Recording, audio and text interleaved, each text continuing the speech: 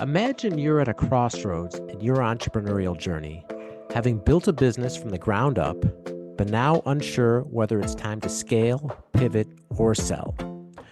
What would you do if you had the chance to learn from someone who's not only been there, but excelled at it twice? Today's episode features Glenn Poulos, co-founder of Gap Wireless and an award-winning author. With a dynamic entrepreneurial journey that spans over decades, Glenn shares insights from his extensive experience in the telecom industry. He takes us through his humble beginnings, transitioning from government service to a career in sales in the 1980s, and eventually founding and successfully exiting 2 companies. Glenn sheds light on the challenges and rewards of building and maintaining a sales-focused business in the rapidly evolving telecom market. He also discusses the importance of sales skills to entrepreneurial success, the nuances of hiring the right people, and the art of sustaining profitable relationships with manufacturers. Additionally, Glenn offers an overview of his acclaimed book, Never Sit in the Lobby, and how building a robust personal brand has propelled his career forward. As always, if you found value from this content, please like and subscribe. Hello, everyone, and welcome to another episode of the Beyond Fulfillment podcast. I'm your host, Dave Goulas, and this week, my guest is the co-founder of Gap Wireless and award-winning author, Glenn Poulos. Welcome, Glenn. Hey, Dave. Nice to be here. I just realized our last names are not spelled the same, but they rhyme. It's Goulas and Poulos. Yeah, they do rhyme. Cool. Anyway, sorry about that, but carry on. Yeah. Okay. All right. So Glenn, if you would, for everyone, can you just give us a summary of your entrepreneurial journey and how you got to where you are? Sure. Yeah, I had a bit of a big change recently as well. I'll get to that sort of at the end, but I started working for the government in the early 80s, and in around 85, I decided to go into sales. And and I thought I could make more money and live the high life or whatever. So I did that, and I did that for a few years, and I realized that there was opportunities for me to start my own sort of sales company. So in 91, I ventured out on my own to start a company, which I ran for 15 years. Sold that in the early 2000s. Then I had the opportunity, believe it or not, to start another company in 2007 with a partner, and we started that in 2007. We sold it in 2022, and then we exited this year just at the end of 2024. We sort of timed out with the transition with the new owners, and I left that business on New Year's Eve of 2024, and that sort of brings me to today. So I've sort of started 2 companies, had 2 exits, and now I'm looking for the next best thing. Okay. All right. So 2 companies, 2 exits, and you were with each one for roughly about 15 years, huh? Yeah, that's right. Yeah. Now, was that your plan going in, is to exit?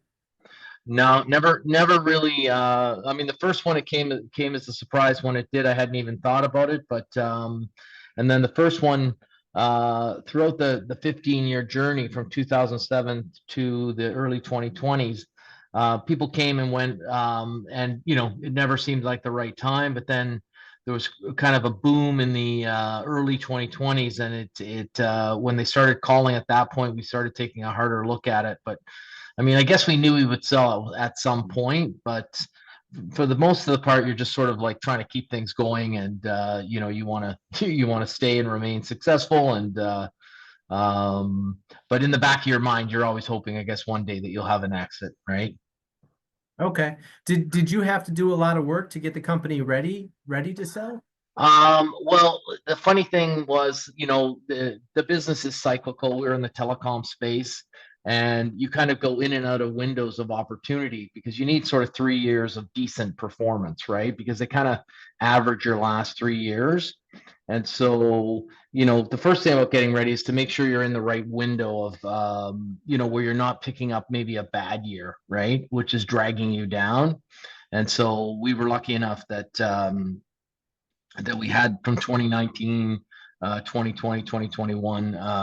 Those were all good years for us, right? So, I mean, that was kind of luck of the economy. We didn't have to do that, but but I mean, you want to have your books in order. You want to have your paperwork, easy to find, and because there's a lot of they start these data rooms when you sell the business, and they just keep asking for documents, right? And so the better you are at keep record keeping and processes and things like that, the smoother it goes, right? So In my world, a personal brand is invaluable. A year ago, Easy DC was brand new with just a couple of customers and no online presence. Then I found Hicks Marketing. They helped me amplify my personal brand, build a solid content strategy, publish my podcast, and 10x the number of customers we serve, all in less than 1 year. Do you need a marketing partner who gets you and cares about your success? Reach out to Alicia at hicksmarketing.com for more info and tell her Dave Goulas sent you. All right, so what led you to get into the telecom business?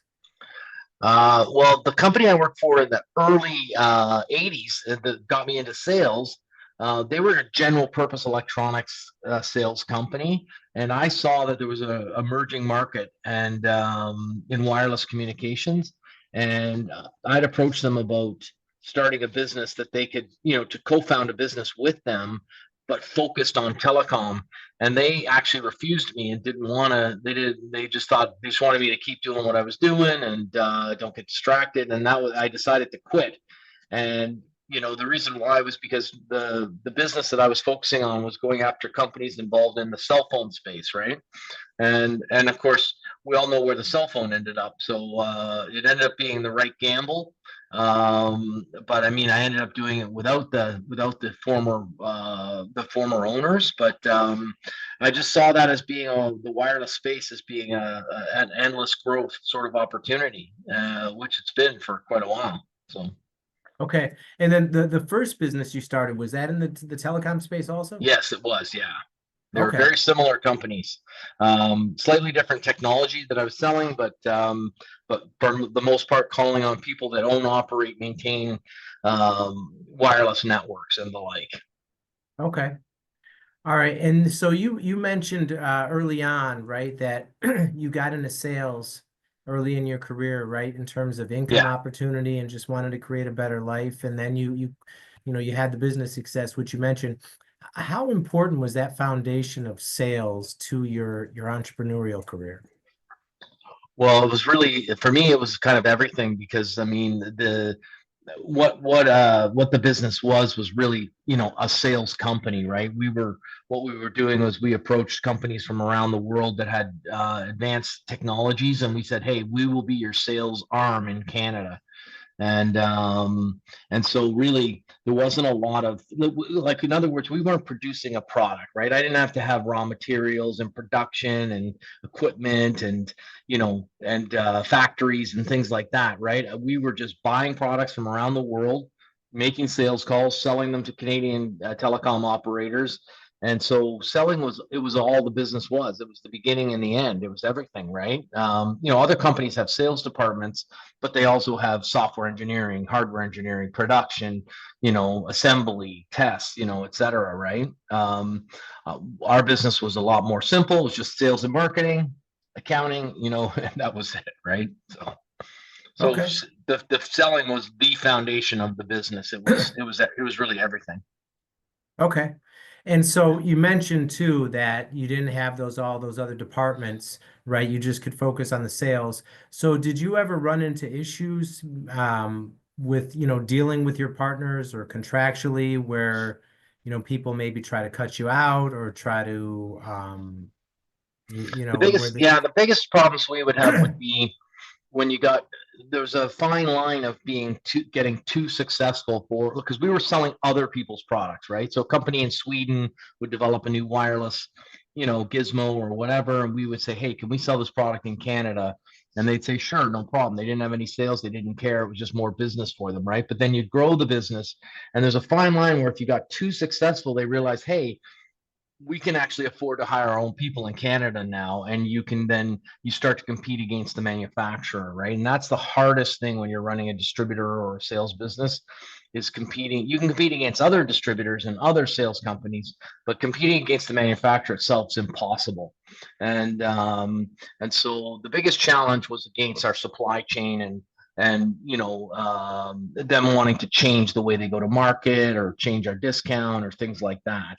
I never had any problems with my business partners throughout the same ones that started, 15 years later ended, we left the business together as well. And we're still friends to this day. So I didn't have any problems that way. And so most of Okay.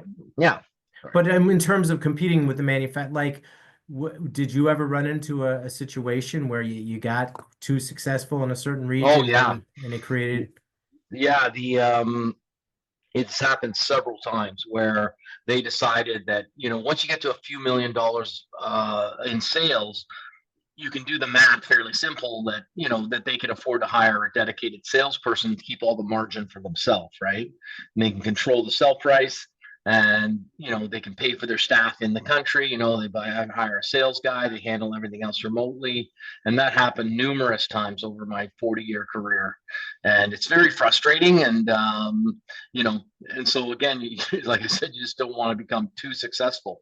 But over the years, we learned to migrate more towards companies that had a very solid foundation on being distribution friendly, meaning they weren't a company that was going, that it was part of their DNA that they wanted to work with distributors in their chosen markets. And so when you work with companies like that, they don't do that, right? It's the smaller businesses that are more willing to make some of those moves, right? So later on, we started picking better partners, to avoid that coming later. Okay. Another question too that comes up a lot, and entrepreneurs find challenging is how to hire the right people. So given that you had 30 plus years in business, how did you go about hiring the right people? Yeah, so hired lots of the wrong ones, let's put it that way. That's one thing I can tell you for sure. And so you learn a lot through bloody noses and things like that by hiring the wrong person, right? But also, you have to follow the rules, like hire slowly, fire quickly, right? So if you make a mistake, you have to end it quickly, right? Like you don't want to, like, oh, let's give them a year, let's do this, and like I always tell people, the right time to fire someone is the first moment you think you need to fire them. That's usually the right moment. It never really gets better if you ever start thinking you need to let someone go. And so, it's always a chance when you're hiring people, right? Because even if you're taking them from a successful company, and you think, hey, they were doing really well there, there might have been support structures in place that were a big part of their success, right? It wasn't so much their magic.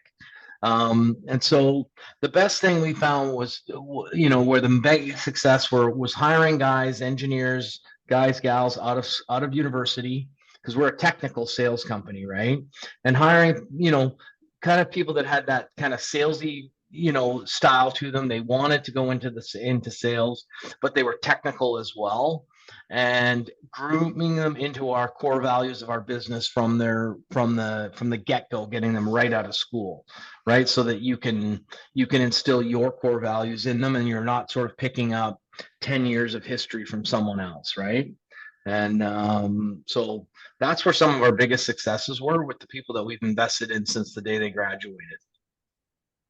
Okay. So trying to basically get them early enough where they're not, maybe bad habits that you have Yeah. to help unlearn, and like you said, Yeah. other work cultures, I suppose. Yeah, exactly. Okay. And so since the company was a sales company, as you said, I'm sure ongoing sales training and managing and metrics and all that was a key part of it. How did you go about doing that? Yeah. So it sort of breaks down into kind of two main areas for sure. One would be the technical training, and one is the sales training, right? And so, on the technical training, we would rely a lot upon the vendors themselves, because they, of course, know 10 times more about their product than we do. And so we would, throughout the years, we've had every Friday at 11 a.m. we would ask people to never book customer meetings at that time, not before, not just after, and we would dedicate that to an ongoing time slot for vendor training, so that new products from vendors and what have you. We often sometimes had to cancel the Friday meeting. We didn't have a training, but overall, every Friday we knew we were going to be learning something new about a vendor, right? And we would then want to flip the script, take that new information, and then start imparting it upon our customers. And that's where, the training, and it's kind of the training that I reflect upon in the book as well, is that we're kind of a face-to-face sales company, right? Like, the products we have don't sell over the internet. They're very expensive products. They need to be demonstrated. People want to see them, feel them, touch them, try them, make sure they work. And that doesn't happen by itself, right? So we're training people on how to act, and stay in front of their clients, and to be a pleasure to do business with always, right? We're not really running a SaaS business or something that can be handled over the internet. We need to figure out ways of finding our ways to get in front of our clients and staying there, so that we can look at what they're doing in their business and show them how our products can improve their, whatever part of the business they're working on, right? Okay. And so we spend a lot of time on sales training, and overcoming objections and things like that, and how to different ways of securing appointments, and again, staying in front of the customer. That's the key, right? Getting in front of them and staying in front of them, and then when you get there, how do you act when you get there, right? So Okay. yeah. And yeah, so you mentioned the training, of course, and then you mentioned that your book, which is called Never Sit in the Lobby. And so what made you decide to write a book?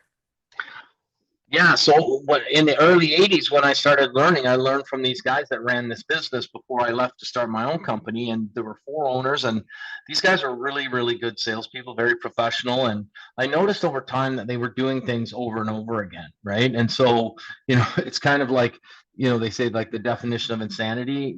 You do the same thing over and over, expect a different result. Well, in this case, you want the same result, right? You do it over and over again. So I started jotting down some of these things that I would see them do. And, it formed the basis of this little notebook. And then I used to, name some of the rules that I would come up with after people. And then I started sharing some of these stories with people. And often I would, share it with some funny, humorous stories to go with it. And people, sales guys would laugh. And then they're like, oh my God, that's so funny. And then people started asking me to come and present some of these topics at their sales meetings. And then, of course, people just naturally said, oh my God, you have enough to write a book. You should write a book, right? And I actually never did write the book until the pandemic came along, and I finally had time and nothing to do. Canada was locked down for quite some time. And so I thought, you know what? It's been all these years. I have all these rules written down. Never done anything with it. I'm gonna take this time while I'm stuck at home, and I'm gonna write the book. And so in 2020, that's when I wrote the book. And and I was able to get it finished. Okay. Yeah. And so what was that process like in terms of, right, like you said, So yeah. lockdown, So I nothing to followed. do? People ask me, how do you write a book or whatever, and I said I had no idea how to write a book, so I Googled it, and and the first thing that came up was this guy on this podcast, which I listened to, and he said, if you want to write a book, it's easy. He says you just have to commit to writing 500 words every day until the book's finished.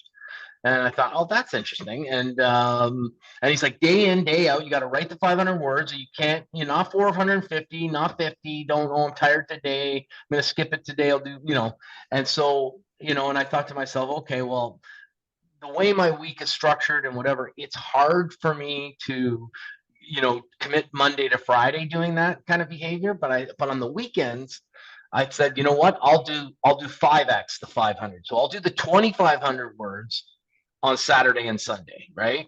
And I'll skip Monday to Friday. And so what on the weekends, I got up really early in the morning and I just basically pounded out 2,500 words every weekend until it was done. And I already had, like dozens and dozens of titles of chapters based on these different rules and techniques that I had, right? And so then I just had to take each one and evolve it into a story.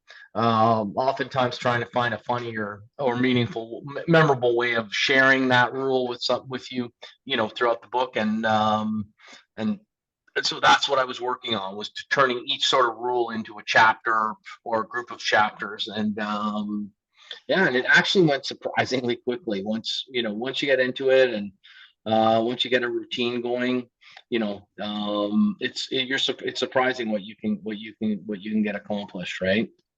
Okay. Yeah, and like we mentioned earlier, the book is it's award-winning.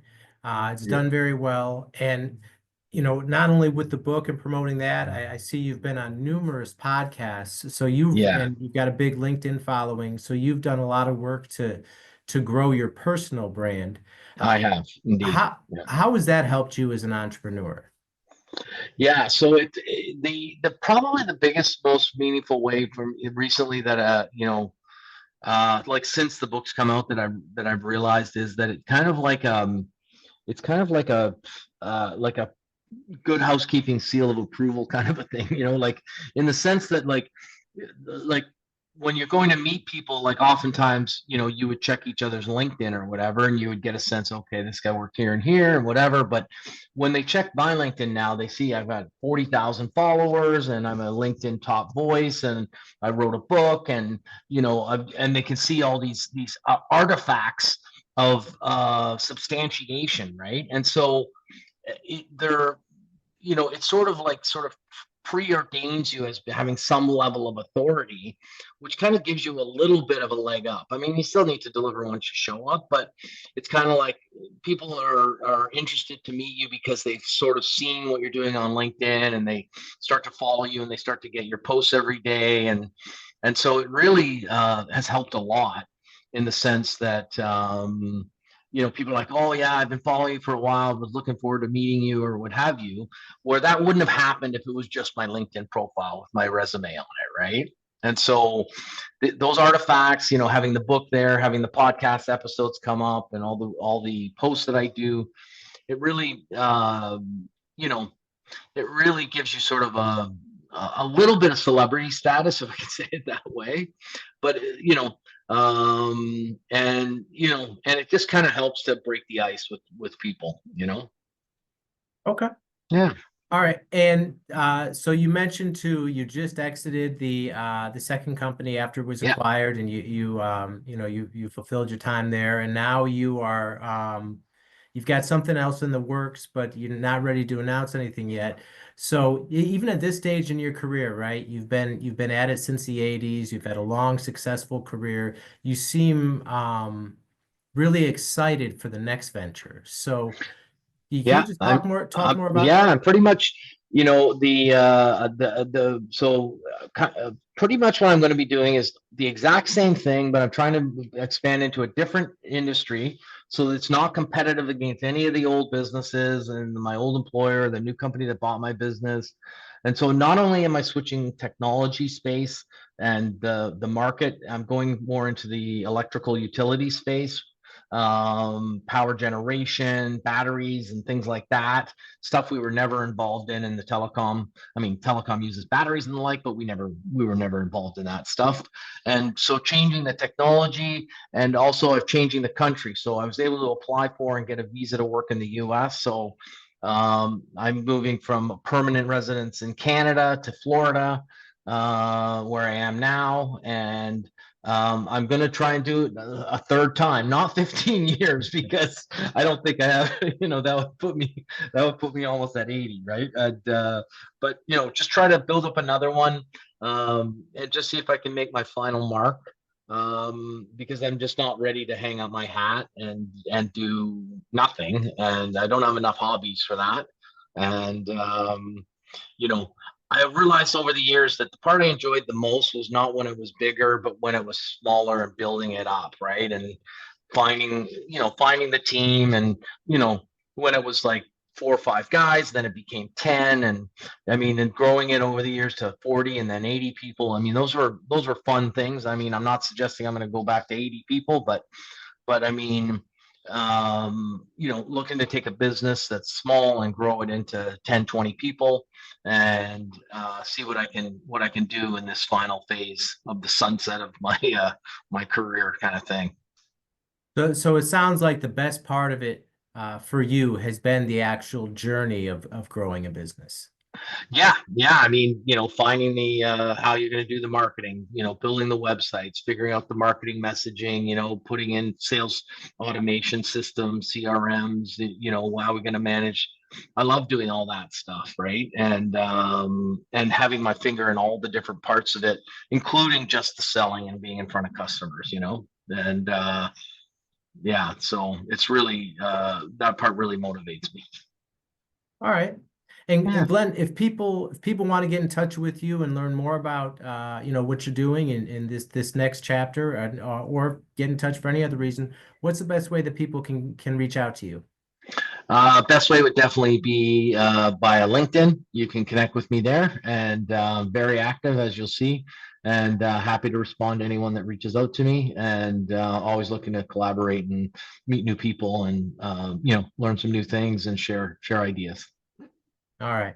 And we'll link that in the show notes for everyone, so they have it there. All right. Well, Glenn, Perfect. thank you so much for taking this time and sharing these lessons from your journey with our audience. We greatly appreciate it. Thanks, Dave. Great to be here. All right. And that's all the time we have for now. We will see you next time.